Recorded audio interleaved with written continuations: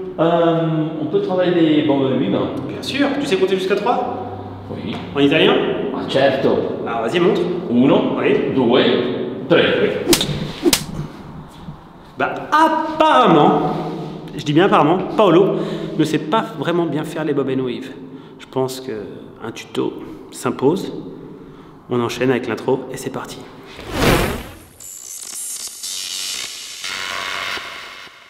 Ça va ta joue, Paolo? Ça va.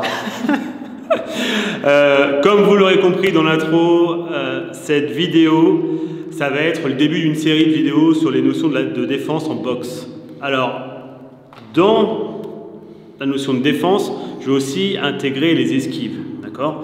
En l'occurrence, là, on va parler pas mal des esquives rotatives et du coup, grâce à ces esquives rotatives, on va aussi parler de ce qu'on appelle le zoning. Le zoning, l'objectif, c'est quoi? C'est d'arriver à pouvoir être dans une zone qui va mettre en difficulté votre adversaire, d'accord? Pour qu'il puisse vous toucher, il va devoir se réajuster. Et s'il se réajuste, le temps qu'il se réadapte par rapport à vous, vous allez gagner du temps pour pouvoir faire une action.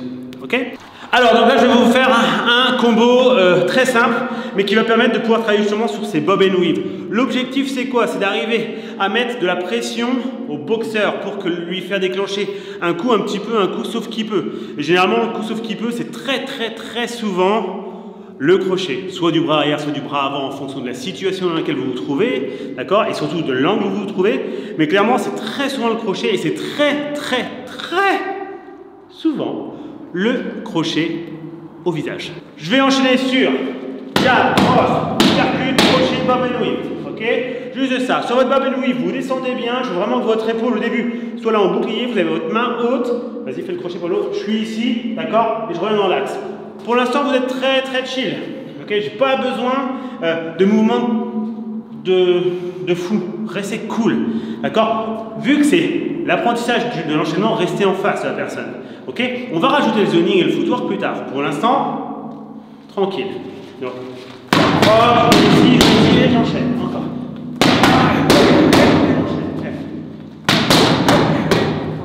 Encore. Très bien. Une fois qu'on a ce mouvement, l'objectif c'est quoi? C'est de pouvoir comprendre que derrière ça, derrière j'ai fait mon bob and weave, il va falloir l'exploiter. On va toujours rester en face pour l'instant et je vais renvoyer un crochet toujours du bras avant. Pourquoi? Parce qu'il a été mis complètement en situation par le fait que j'ai fait mon bob and weave sur la gauche. Regardez, jab, cross, je percute le crochet, je suis ici. Vous voyez, j'ai passé mon épaule droite devant pour me protéger de ce qui pourrait arriver s'il refait par exemple un autre crochet. Mais du coup, moi celle-là elle est chargée. Donc je vais pouvoir refrapper. Donc jab, cross, je suis ici, j'enchaîne et je frappe. Encore. Regardez bien, quand je passe dessous, je suis vraiment en protection. Tiens, inversion par l'eau, s'il te plaît. Impec. 1, 2, 3, je suis ici. Encore. 1, 2, 1, vous avez vu? De vraiment avoir cette espèce de notion de fou, d'être dans une boîte.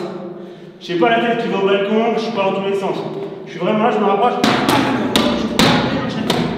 Je reste très groupé. Du coup, on va faire toujours le même combo, mais je vais commencer doucement et sûrement à vous emmener cette notion un petit peu de pression que je vais mettre. D'accord? Quand je boxe, je vais commencer à vouloir mettre de la pression sur Paolo pour que lui, il balance au crochet un peu comme il balancerait son sifflet quand il dresse ses fameux dauphins. C'est marrant, quand c'est un fil, c'est devenu un nouveau fil rouge des dauphins.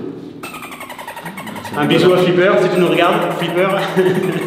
Tiens, regardez, venez, tiens Paolo, mets-toi là. On imagine ce qui se passe, venez les gars. Ce qui se passe très souvent, vous allez enchaîner ce genre de combo sur des personnes qui, soit qui sont plutôt dans le combat physique, c'est-à-dire qu'ils vont rester face à vous, qui ne vont pas trop s'échapper, ou alors, si vous les avez mis dans un coin, dans les cordes, d'accord? Donc ça c'est vraiment intéressant.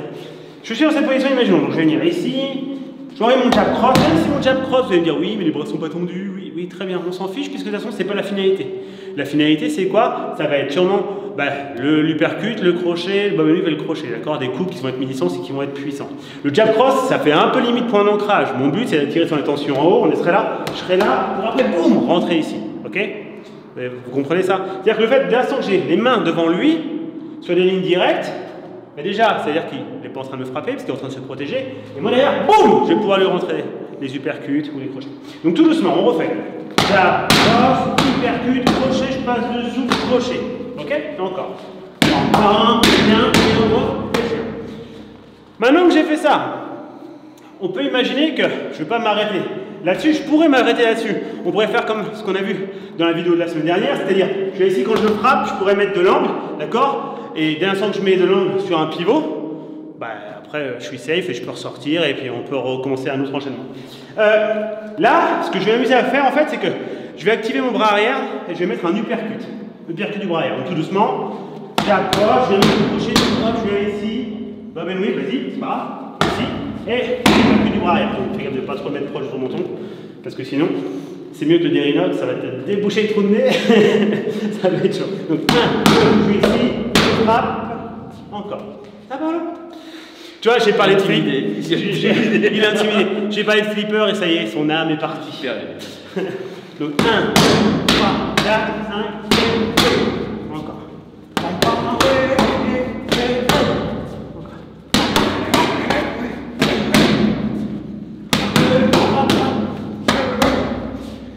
L'idée de tout ça, c'est qu'ils sentent qu'ils sont un peu acculés dans les cordes, qu'ils galèrent. D'accord?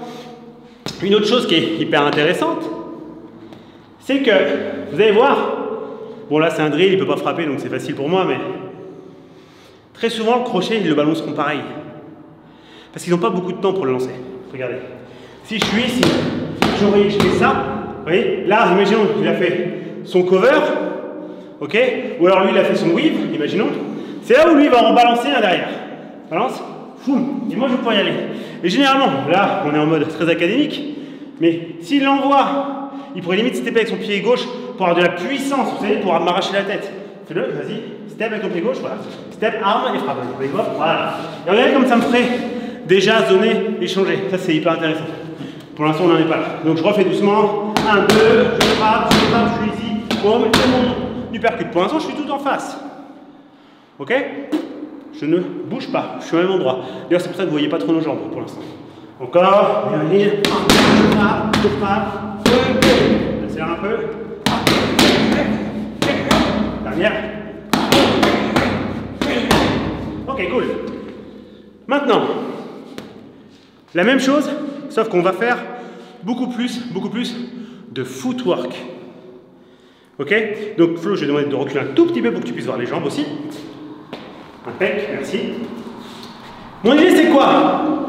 C'est qu'il faut comprendre que quand je suis ici, je frappe, si je suis là, il y a de grandes chances qu'il puisse envoyer celui-là derrière. Alors peut-être un crochet, mais peut-être un uppercut aussi.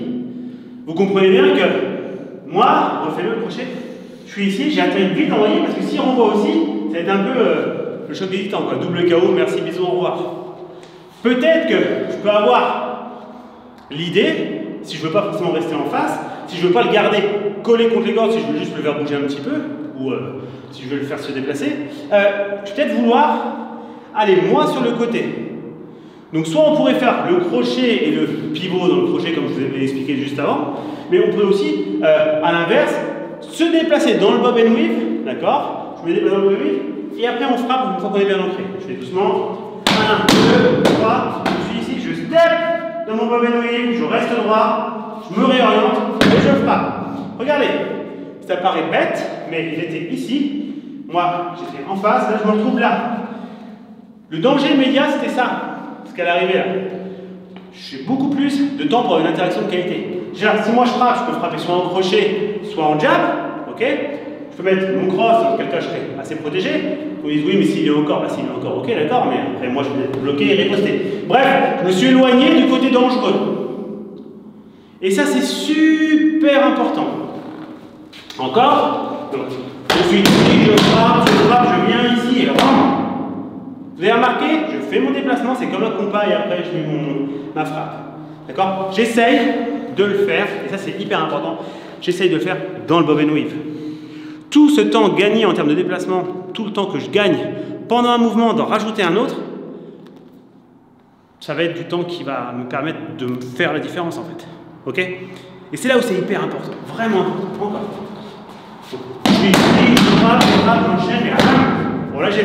des deux. C'était le mix, le complet, sauce samouraï, c'est parti. Voilà, regardez. Bon, laissez orienter. Très bien. Et moi, je suis prêt encore. Hop là, non, pardon. Oh, oh la jambe folle. Oh. Bref. Imaginons, on continue. On va un peu agrémenter ça. On va faire aussi Bobby Weave de l'autre côté, comme ça, vous aurez les deux côtés. Donc, je vais faire jab, cross, uppercut, crochet. Je reste sur place sur celui-là. J'envoie, crochet, uppercut, et on voit celui-là. Hop. Et là, je vais me décaler. Quand je me décale, c'est un side step sur le côté. D'accord? En l'occurrence, le côté droit.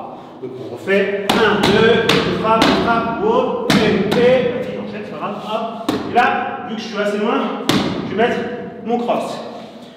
Ça, c'est le zoning. Mon but, c'est de m'éloigner du coup qui va être dangereux, celui qui suivrait, qui serait dangereux, et de pouvoir lui mettre de la pression. D'accord? 1, je suis ici, hop, j'enchaîne, hop, voilà. Et là, je suis prêt. Et là, on peut retravailler. Encore. Ça. Pardon. Oh, je suis. Pas de plage. Encore.